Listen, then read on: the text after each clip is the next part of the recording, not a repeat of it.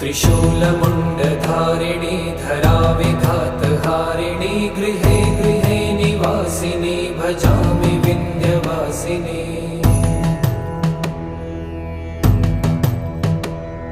दरिद्रदुःखहारिणी सदा विभूतिकारिणी वियोगशोकहारिणी भजामि विन्ध्यवासिनी। लसत्सुलोललोचनं लतासनं वरप्रदं कपालशूलधारिणी भजामि विन्ध्यवासिनी। कराब्जदानदाधरां शिवा शिवां प्रदायिनी